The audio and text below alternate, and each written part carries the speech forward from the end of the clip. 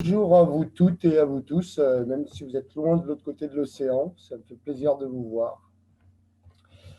Donc nous, on est l'association Omaki, on travaille dans le sud de la France. Alors le sud de la France, il faut s'imaginer que c'est une région qui était très très agricole il y a encore 30 ans et qui depuis 30 ans s'est retrouvée avec un flux démographique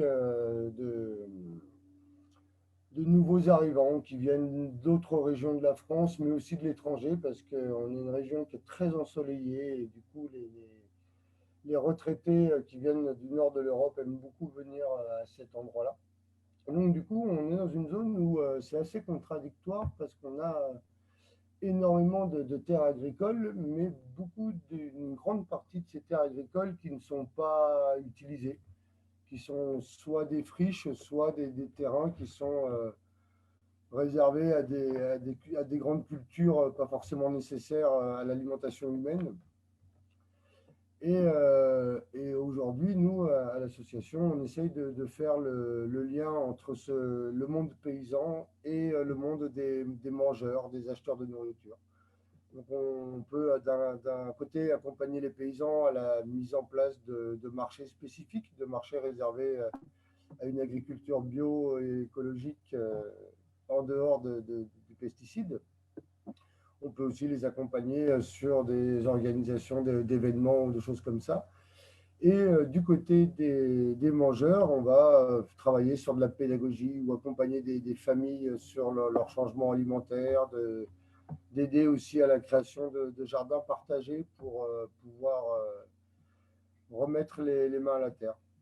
Donc nous, dans ce contexte-là, eh ben, on continue nos activités et au moment où est arrivée la crise du coronavirus, donc la France s'est retrouvée confinée et d'un seul coup, les habitants du territoire qui n'avaient pas pour habitude de consommer local, mais qui par facilité achètent leur nourriture dans les grandes surfaces de supermarchés avec des produits chimiques qui viennent souvent du monde entier. Et du coup, en fait, ils se sont retrouvés dans une situation assez étrange parce qu'ils ne voulaient pas forcément rentrer dans les supermarchés. On s'est mis à recevoir des coups de téléphone d'habitants qu'on connaît qui nous demandaient mais comment on va faire si le marché paysan est fermé. Et donc, il a fallu essayer de trouver des systèmes pour s'organiser parce que les paysans, eux, de leur côté, continuaient à produire de la nourriture qui sortait des champs, mais ils n'avaient pas de lieu pour le vendre. Et en fait, en France, aujourd'hui, ce qui est complètement absurde, c'est qu'on est un grand pays très très riche, mais on n'a pas du tout notre sécurité alimentaire est très peu assurée. On est complètement dépendant de l'étranger pour notre approvisionnement alimentaire, alors qu'on soit dépendant du côté de la production, parce qu'on achète des produits chimiques pour mettre dans les champs qu'on ne fait pas en France. Et on est surtout aussi énormément dépendant d'une main-d'œuvre étrangère qui vient d'Espagne, du Maroc ou de plus loin, pas toujours avec des papiers et pas accueillis dans des conditions sanitaires correctes. D'ailleurs, il y a eu des gros scandales qui sont encore en cours aujourd'hui d'importation de main-d'œuvre pendant la période du confinement où on a entassé des gens dans des usines à même le sol et avec des conditions d'hygiène très déplorables qui a du coup déclenché des gros taux de transmission du virus. Et donc on est dépendant de cette main-d'œuvre étrangère tout simplement parce qu'on veut continuer à produire des légumes pas forcément pas chers, mais en tout cas rentables pour l'industrie agroalimentaire. Et on est aussi une dépendance logistique, parce que du coup, en fait, on ne produit pas forcément ce qu'on mange sur une région. Nous, typiquement, ici, on a énormément plus de production de vignes pour faire le vin. Mais le vin qui n'est pas forcément consommé ici, qui peut être envoyé aussi bien en Allemagne, en Espagne qu'à l'autre bout du monde. D'autres régions de la France vont produire que des céréales, d'autres régions vont produire que des cochons. Et en fait, après, on a une chaîne logistique qui nous permet d'essayer de relier ça. Mais sur un territoire en tant que tel, on n'est pas du tout indépendant en termes alimentaires. Donc, Donc nous, ici, on essaye d'inciter à la diversification des modes d'agriculture. Mais du coup, ça se passe quand même parce qu'il y a une plaine dans laquelle le maraîchage est très possible et pour lequel des agriculteurs bio se sont installés ces 10 ou 15 dernières années de façon à pouvoir commencer à alimenter le territoire. Et donc là, d'un seul coup, les gens n'ont plus envie d'aller au supermarché, aussi notamment peut-être parce qu'ils avaient peur de rentrer dans les supermarchés, d'être dans ces espaces fermés, et préféraient vouloir aller acheter leurs légumes auprès des paysans, mais paysans qui ne pouvaient pas forcément tout produire, du coup, on les a accompagnés à s'organiser au travers d'un outil Internet, là, pas forcément intéressant, mais d'un outil Internet où les habitants du territoire se sont mis à faire leurs commandes en amont du marché et venaient retirer leur colis de nourriture directement à la ferme. C'est là quand même qu'on s'est rendu compte que d'un seul coup, il y a eu une queue de plusieurs dizaines de personnes qui venaient chez les paysans, et personnes qu'on n'avait pas l'habitude de voir d'habitude au marché. Et en fait, à se rendre compte que beaucoup de personnes se sont en tout cas rendu compte d'un seul coup que la nourriture elle était produite ici et qu'en fait, d'un seul coup, on n'en produisait pas assez. Parce que les paysans du coin, ils avaient leur circuit de distribution classique, mais d'un seul coup, avec des nouveaux clients qui venaient en masse, la quantité de nourriture présente n'était pas toujours suffisante pour nourrir tout le monde.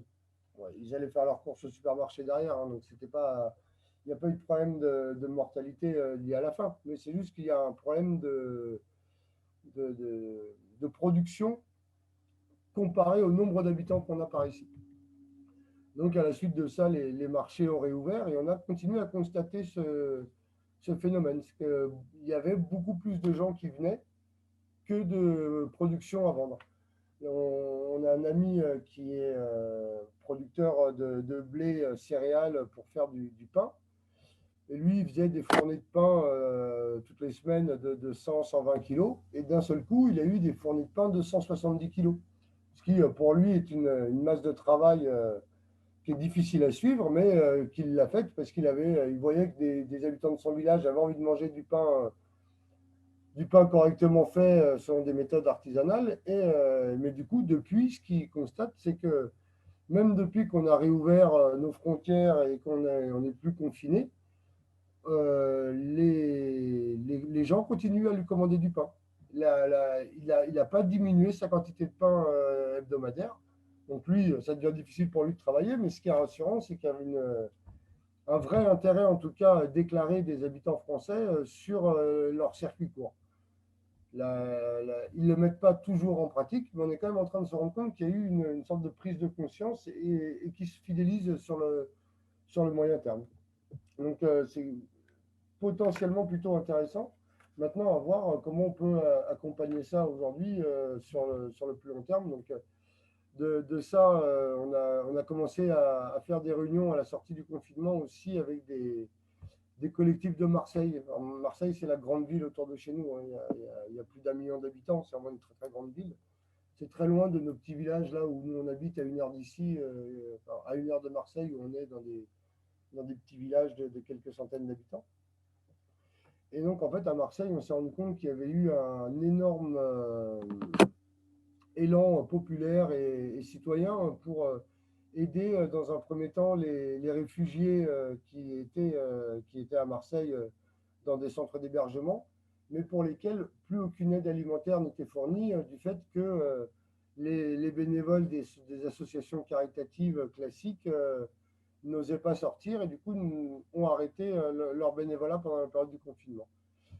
Et de fait, toutes ces personnes réfugiées qui n'avaient pas les moyens d'accéder à l'alimentation étaient dans une situation de précarité très importante.